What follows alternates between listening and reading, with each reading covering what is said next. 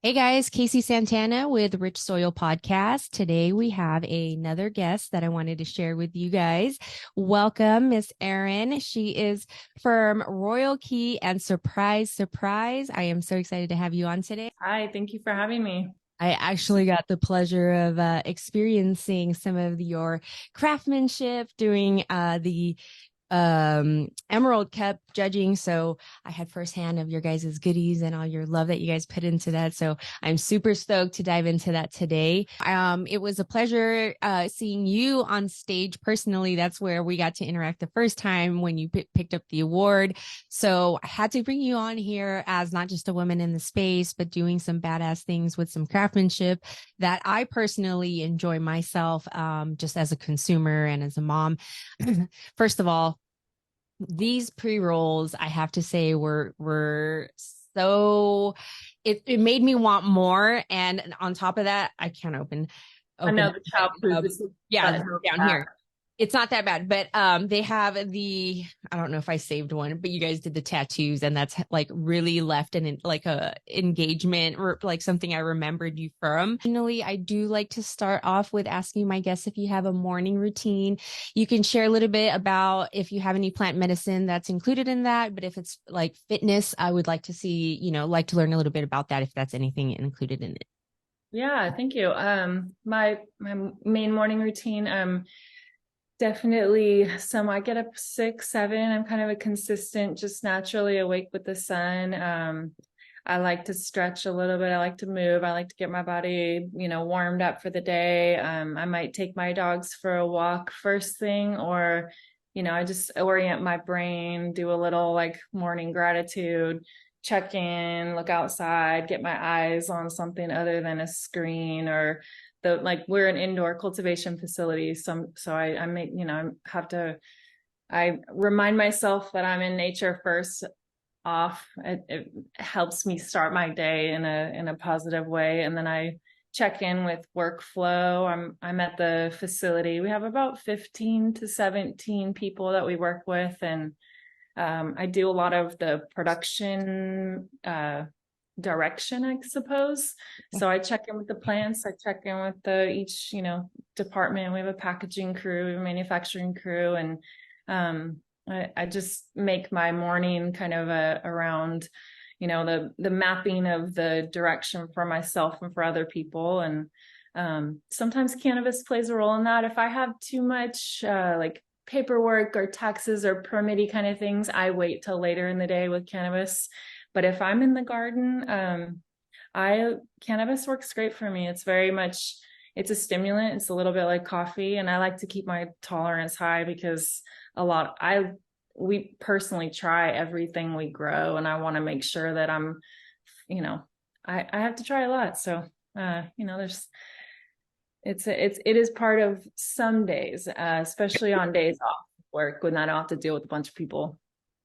I'm a little different, but I know a lot of people that don't necessarily have it first thing in the morning, or they just do it at night. It's just everybody has it. It's as well. So I always say, to each its own. Understanding what best works for your body and your environment is key. So I love hearing that. And the only reason I ask that is most of our guests or most of our people in our community really harness wellness. And that's one thing I really want to highlight with the podcast and just having a platform and using my voices.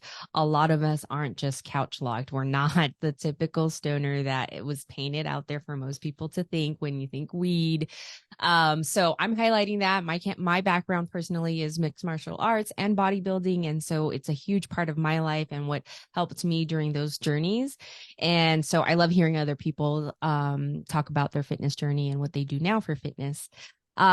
So has weed always been part of your life? Probably my dad hit it, but I know that that was something that he had as you know, a, throughout his life periodically. I sought it out on my own, maybe 16, 17-ish. I was in Texas, so it was very illegal.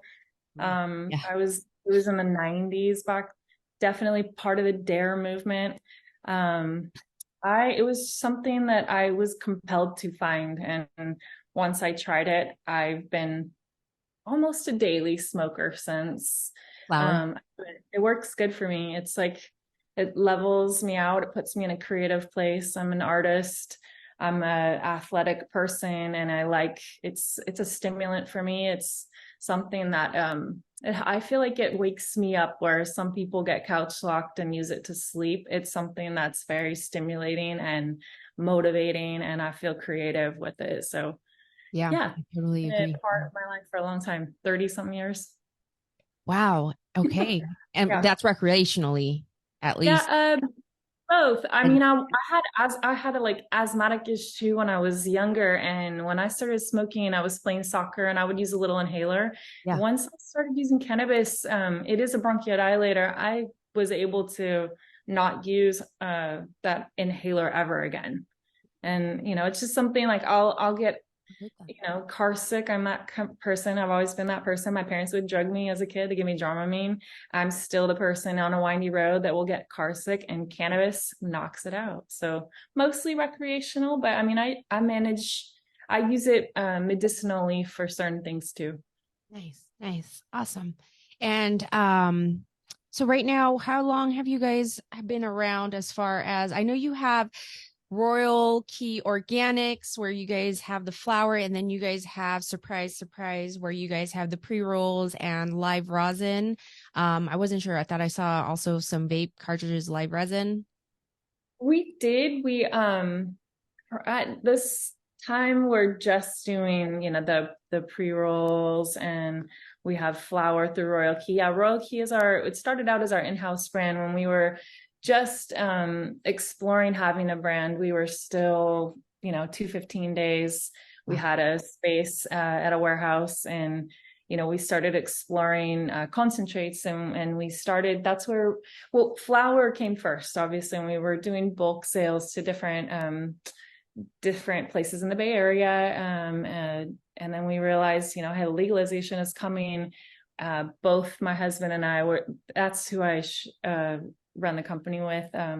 We were both art minded, design minded, and we wanted to create an identity, and branding's fun. So Royal Key was born from when we first started taking our flowers and turning it into live resin.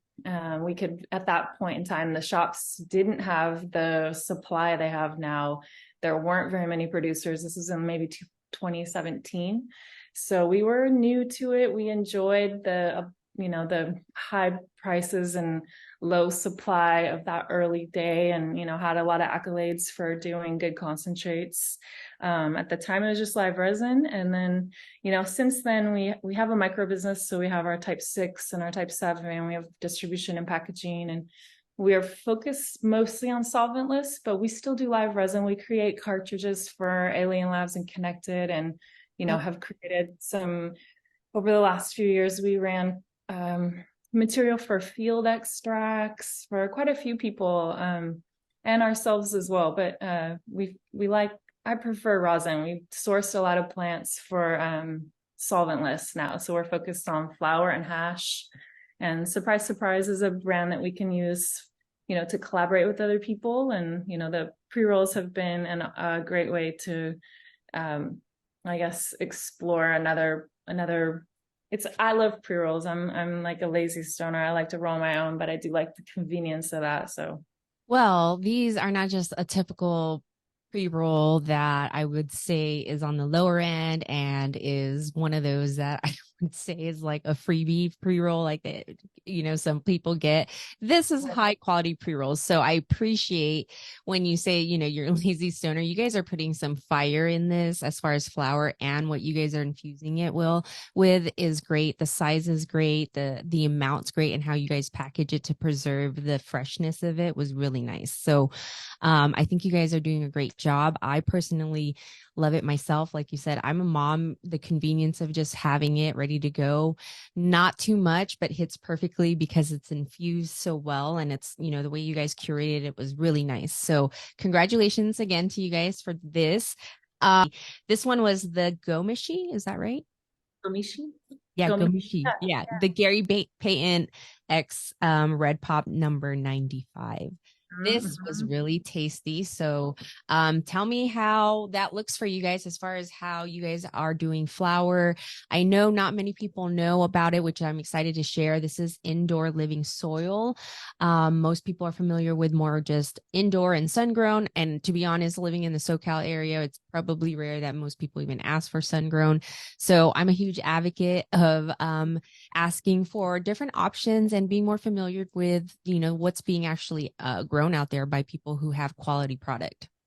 Yeah, a growing method. I mean, we as a just and in general, I love eating organic food. I seek it out. I am health conscious. It's part of what I seek in most products, whether it's skincare or food. And so cannabis, the same thing. And you can. It's an indoor can be a very resource intensive thing, and ethically, I think that sun grown organic is probably trumps everything, but let's use that word. But if for us, we're coastal, indoor was always the way that it was the only way that we could do it, especially when it was not as legal. Indoor was what everyone did. I think every other house in my neighborhood was growing weed in Humboldt. So with that said, we started living soil. We started exploring just using organic inputs only in soil pots, and like that wasn't quite enough. And then now the way that we do it and have been since 2018, we have indoor. It's sort of like a growing in beds outside. They're raised beds, but they're on casters, so they move. They're 25 to 36 feet long, 12 inches deep. We treat it like you would your garden, where we nourish the media with fertility, with microbiology. There are worms, there are nematodes, there's IPM. We do not spray pesticides. We do a lot of soil testing to determine if we need to add minerals for fertility, or if we are just doing waters and teas and biology. You can pull back the mulch and you'll see the worms. Like they're so rich with castings in the soil now. We're in we just do run after run in the same media, so it's less labor intensive for us. I believe the quality of the flavor is enhanced as you have all this microbiology, and just have more of a soil food web than a traditional rock wool cube with injectors. No shade, all of it's good, but I just prefer the taste of organic and living soil, and it's just has I think a layer that maybe the other ones are missing or a little flat on flavor wise. Yeah. Might be my bias, but Yeah, no, I had to ask because that's how I grew. And that's only because that's how I was taught to grow. So I didn't know any different. And then I started, you meet other people that grow, especially down here in SoCal. And I'm in a very suburban type of area. So it's not often that you see, well, I'm sure nowadays maybe, but it wasn't often that you see, two large tents in a garage and a female taking care of something like that. So when you meet women that are like, oh, I'm growing, a couple plants here and there down here, we start sharing information. And most of them use rock wool just because that's how they were taught. But yeah, I personally liked it. For me, it was very therapeutic just to have. I mean, I didn't have more than at least 30 at one point. So I'm sure you guys are handling it at a larger scale, and it's not easy to always do soil. I think that's why people steer away from it. Being indoor, have you ever done outdoor at all, or do you guys have outdoor line at all? we don't. But I grew up learning from a couple ladies in Southern Humboldt. I've helped different people outdoor at different farms, just learning how to prune, how to trim. I'd stay after what at trim scenes and ask if I could help prune the plants, because I love being outside. But I personally have never ran an outdoor scene. No. Yeah. um Yeah. I I feel the appreciate same way. There's something about being around the plants, not just that, that particular plant, but just being in nature, and like you said, being around other different flowers and plants. You guys have taken a couple different awards I see as well. You want to tap into that? Yeah. I think the first award we had was for live resin in 2017. We had a High Times first place. That was amazing. We've taken first at the Emerald Cup every time we've entered for concentrates, and this was the first time we ever entered flour. So I was ecstatic that we For won. It pre-rolls, felt right? so Did you good. guys, I was At the gonna say, did pre-roll. you guys, okay, Yeah. okay. Yeah, Very nice. yeah, that was our gardens. We did enter in the flowers and we did not place, but what we entered for the actual flower was 3 or 4 months. We didn't have a harvest fresh enough, but hopefully, next year we'll try again for that slot. I know it's very competitive. I would either way, it felt so good to have when we've won in the past, it was for other gardens, flowers that we processed into live resin. So this felt really good. Yeah, yeah, no, congratulations. Those are two great achievements. And I think it also helps, hopefully it helps the other brands because it's a lot of um work that you guys put into it. And then the judges are from all over the place. So, the way they do it, very it's fair. I want to say it's so fair that when people take home the awards, I hope they're really happy of, the achievement that they've taken at that time. And I know the Emerald Cup does a great job about putting those together and they're so happy about all the winners that get to go home with that. So I'm just happy to be part of that and get to meet people like yourself in that community. And during those times, it's such a special time that happens once a year. I said, like, it's like the new Christmas for me nowadays. I'm so curious how that judging process works. I'd like to be involved in that sometime just to see it. I'm sure. I'm sure it's a lot of camaraderie and you get to try everything. So much. Yeah, I always learn so much. And then just being exposed to all the different entries, you learn about what's going on out there as far as what products are being, what strains people are obviously working with. But yeah, the community that's built around that time frame, we meet once a week. The way they have it set up, it's just really infusing all the way around as far as how you get to connect with everybody. And then at the end, when we all have the big party and the ceremony, that's just like another experience within itself. So I feel like it always starts from harvest ball, and then the competition happens. And so it's like a year-long thing that I look forward to, and I'm very grateful for being part of it. Do you guys are you guys primarily in dispensary wise NorCal? I know you guys are in Catalyst. Yeah. Personally, I picked these up at Catalyst Pomona. Shout out to Catalyst Pomona. Where can we find you guys and support you guys? We are up and down the state in the LA area. Or in San Diego. We're Marchinash. We're at Airfield. I think they're NorCal. I get confused where shops are. Catalyst has been a huge supporter. Really grateful for how much they've promoted us. I love their bud tenders. We're at a few delivery services. I don't do a lot of the sales personally, but yeah, there's Flour Co, which does delivery. They have well, I think our pre-rolls and flour. Nice, nice. Are you guys, is this 50% owned women since it's you and Hebby? Yes. Oh, yes, nice. So, I am helping out with the Women's Cano Awards, and I don't know if you saw that, and the competition entries have just opened. So, I hope to see you guys in there. That would be a really great thing to do. It's going to take place in November, but I know the competition entries just opened, and so I will make sure I send that there. But I just want to make sure everybody knows the women's cannabis community is really taking hold with what they can do and be a voice. And I think this year, a lot of the other brands that are not women owned saw that 2022 going in 2023. I think they've really tried to do their best to support us women. And so shout out to those other brands that support us women and have Yes. us have our backs on that.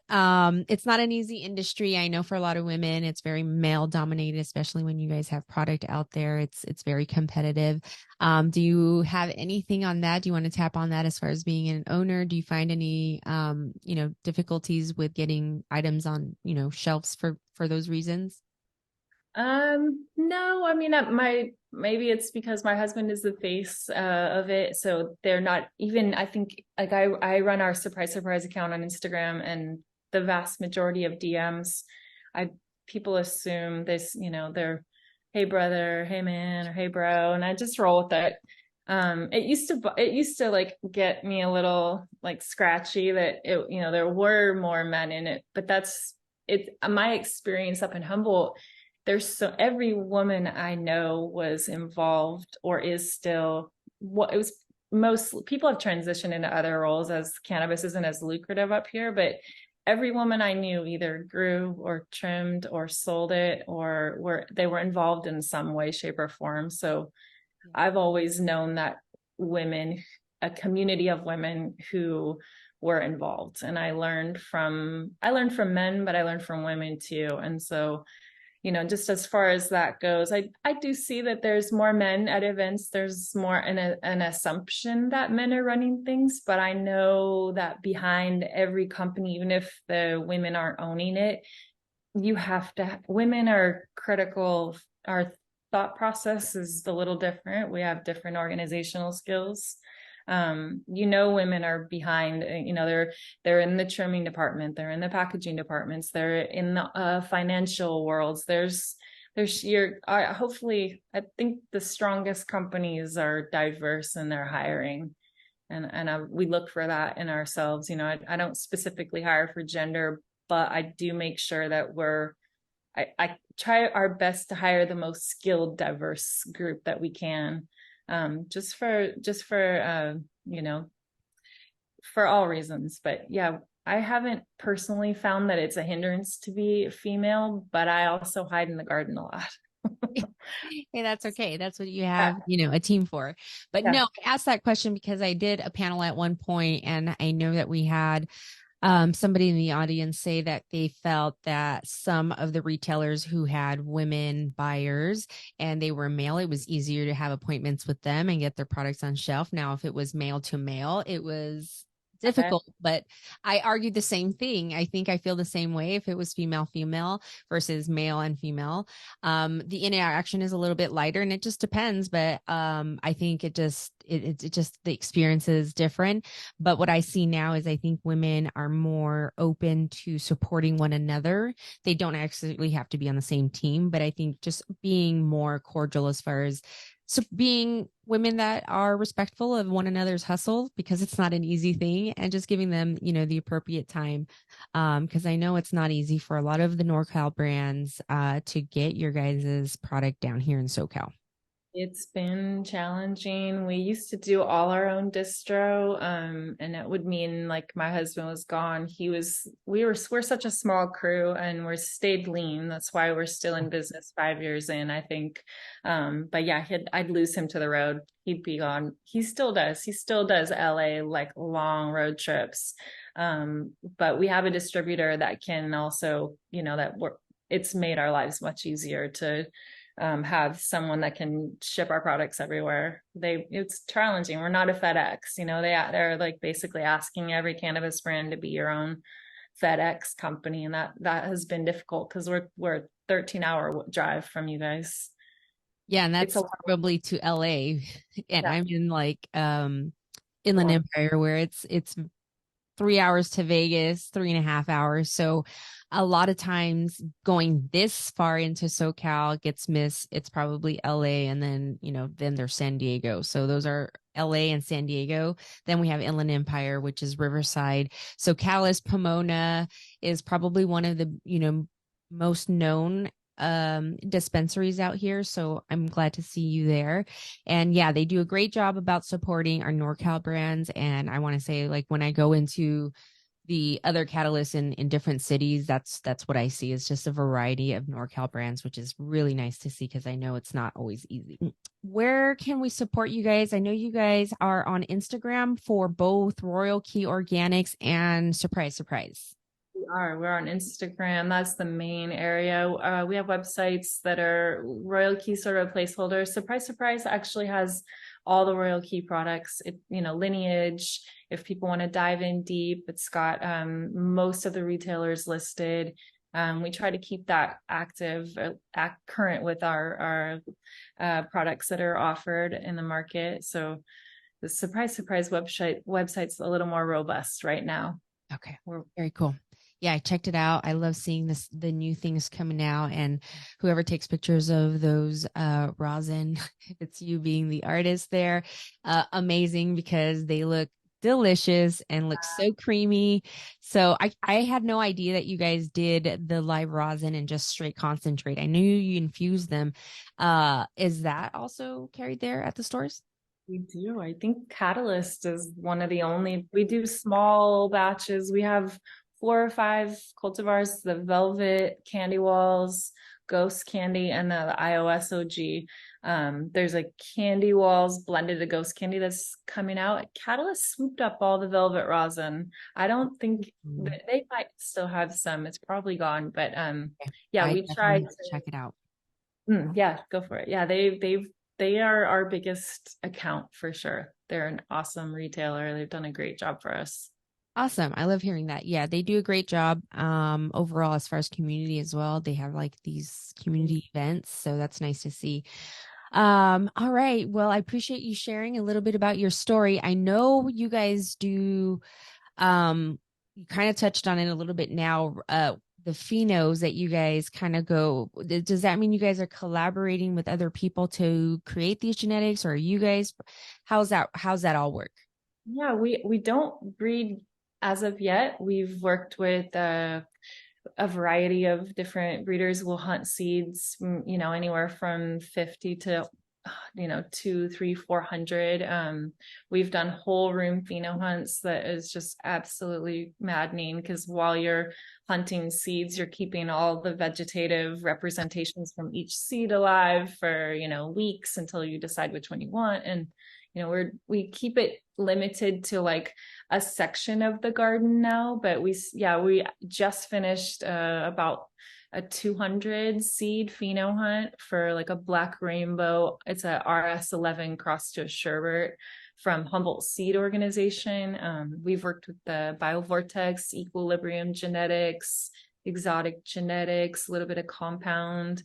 Yeah, we try, we most pretty much everything we have now, except for a couple things that were given to us, are our genetics that we hunted from seed. Are those your guys' preference as far as the terpene profiles in those genetics by chance? I mean, yeah, to a degree. Yeah, I It, suppose so. Yeah. yeah, because I don't see it's heavy in the market as far as, you don't see them too often, and what you guys have is absolutely some of my favorites. So it's exciting to see them crossed with other ones and how you guys do that. Are you part of that process, or is that somebody else that's techie on that part? Yeah, I try everything. Josh and I are definitely like, we have our own distinct lanes, but we overlap in that we both are Fun. connoisseurs, want to try everything. It has to smoke good. It has to check all the boxes, Yeah. or it doesn't pass. And that's even after we've run the same thing a couple times, we'll sadly let it go if it doesn't. It takes almost a year, I think, from the initial yes, we like this, to run it a few times and decide it's a keeper. So it's a hard job, that somebody has to smoke everything. Of And course, right? Yeah. I have to do that. Yeah, I used to get that all the time or I would get that when, it's judges season and everyone's like, "Oh, working hard over there." And I'm like, "Yep, very, very hard. My job is very stressful." Mhm. No, I love what I do, and I love having people like you on here sharing a little bit about the brand story and a little bit behind what you guys do and how much you guys put into this. Quality is always going to be my preference, so I appreciate the time that you guys do to bring that to the shelves for me to consume here in SoCal. Before I let you go, I always do a almost like a rapid fire, but I call it 7 grams. So it's just 7 questions that I ask that are kind of random, just to know you personally, and that'll pretty much be it. All right. Okay, I always ask, do you need to smoke or anything like that? Or are you ready to shoot? Yeah, I'm ready to go. Yeah, I might Perfect. step up if I can. Um, to start with number one, introvert or extrovert? Introverted, extrovert? I'm a Gemini, both, That, depending on the day. yeah, Well, I'm more that's fair. introverted in a lot of ways. I realize that. Yeah. Okay. Yoga or weightlifting? Mm. I've done both, but on my daily, I'm stretching and then, incorporating some push-ups and squats. Strain lanes is basically just a list of some strains that are leaning more on the indica side, and then the other side would be more on the upper sativa side. We have King Louis or Durban Poison. Hmm. I Durban. think that's King Louis the 13th. I haven't had King Louis. I'm gonna go. I definitely lean more towards ones that wake me up. The Okay. Durban Poison is delicious too. It's a classic. I'll take Yeah. that one. Hardcover book or audiobook? Hardcover. Yeah, me too. I'm learning to really love hardcovers. And it's not something I always have been into. It's just not I think audio and podcast is always, easier for me to do, but now that I've found kind of a groove into what I do like over like fiction or biographies, things like that, it makes things easier for me to be what they say is, I guess, an active reader. So I'm learning to appreciate the hardcover books. Yeah, yeah. Sun-grown or indoor? Mm. Indoor, but I do love sun-grown. Yeah. Yeah. No, a lot of people want like an in between on that. Or mentors that has kind of molded your journey today. Uh, hmm. Base, probably my parents, or I'm just gonna throw them out there. They're still together. They're wonderful people. They're artistic. They've supported me in my art journey. They support me in cannabis. I My husband's a big influence on me. Josh has been, he keeps it real. He gives me like a mirror that is kind and loving. He's he's very masculine, but he's very supportive of anything I want to do. So third mentor, I'm gonna say Anne and Bonnie from Redway, the ladies who taught me how to grow.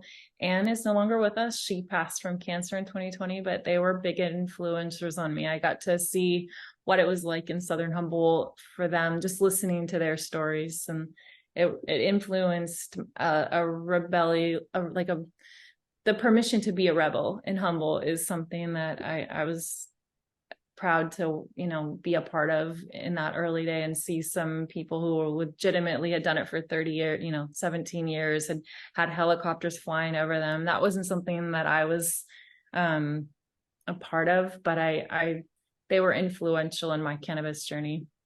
Nice. Nice. Love that. And what brings you the most joy in life today? Plants. That's Plants the and best art. answer. No one's ever said that. That's great. I guess that's as close to kids too. Um, And yeah, our kids. that's Kids great. are awesome. Yeah. Yeah. Awesome. Thank you for sharing that. It's just a little bit of some questions to get to know you on the fun side. Thank you so much for sharing all the information about your brand and a little bit about your journey as far as how cannabis has been part of it. And we hope to see, you take some place in the Women's Canna Awards this year. You guys do amazing job. And I know, hopefully the next, coming years for Emerald Cup as well. So you guys keep doing a great job. We will do our best to support you. Everything that you shared here, we're going to add to the link below. But thank you so much for your time. Any last few words? Thank you, Casey. I appreciate you doing this. It's a real honor to have a platform, and I appreciate you. Oh, thank you. I love having other women share how much work and passion that they love for this plant equally as myself. It was something that it was a journey that took so long to find a community of women. And it wasn't until I became a mom and I decided to take the harness on using my voice. And now I have people like you in my network, and I'm appreciative of it. And so it just keeps me pushing and gives me the purpose of why I do this every day. Fun. Thank you. Thank you, Erin. I appreciate you.